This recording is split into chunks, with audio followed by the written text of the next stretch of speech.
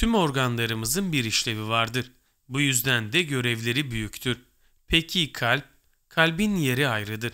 Kalbimizin çoğu zaman kıymetini bilmiyoruz. Ona iyi bakmalıyız ama nasıl? Sağlıklı beslenme kalbimize yapacağımız en büyük iyiliklerden biridir. Beslenme düzene konulduğu takdirde koroner arter hastalıklarından ölüm riski %30 ila 60 oranında azalabiliyor. Peki kalbimize yaptığımız en büyük 11 kötülük nedir?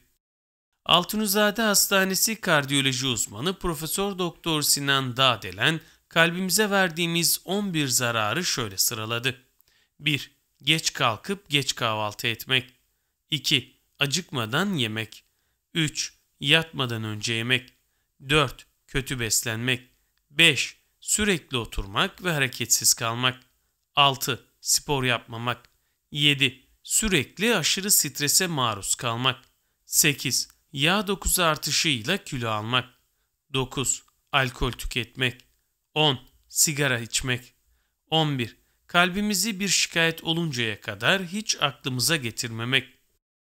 Pek çoğumuz kalp hastalıklarının farkında değiliz. Bu konuda her şeyden önce bilinçli olmak gerekiyor. Peki kalp hastalıkları hakkında en çok merak edilen sorular nelerdir? İşte o sorular ve cevapları. Hangi şikayetler üzerine kalp doktoruna gidilmeli? Özellikle göğüs ağrısı, göğüste sıkışma, tıkanma veya yanma gibi belirtiler kalp damar hastalıklarının erken belirtileri olabilir. Bu şikayetler göğüste, sağda veya solda, kollarda, mide üzerinde, boyunda veya çeneye doğru olabilir. Bunun yanı sıra erken yorulmak, nefes darlığı veya nefes alamaması hissi, fenalık hissi, boğulur gibi olmak, çarpıntı veya ritim düzensizliği, baygınlık hissi ve gece uyandıran tıkanma hisleri bir kalp hastalığı belirtisi olabilir. Ailede kalp hastalığı öyküsü yoksa ilk kalp kontrolü ne zaman yapılmalı? Erkeklerde 40 yaşından sonra, kadınlarda ise 50 yaşından sonra kalp kontrolü yaptırmak gerekir. Ancak kişinin ailesinde ve birinci derece bir yakınında erken bir kalp hastalığı hikayesi, diyabet veya hipertansiyon, çok yüksek kolesterol değerleri varsa kontrollerin 30'lu yaşlarda yaptırılması önemlidir. Hafif veya orta derece kilolu olmak kalbe yük müdür? Yağın karın bölgesinde toplanmasıyla karakterize olan yağ birikimi, koroner arter hastalığı riski açısından çok daha önemlidir.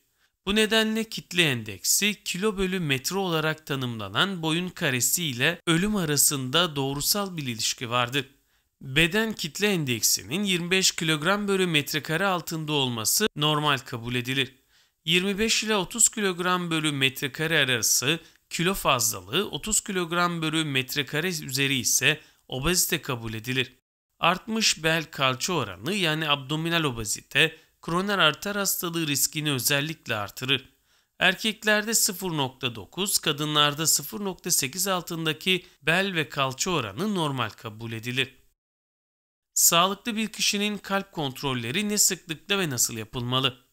Sağlıklı bir kişinin erkekte 40 ve kadında 50 yaşından sonra kalp kontrollerini düzenli olarak yaptırması gerekir.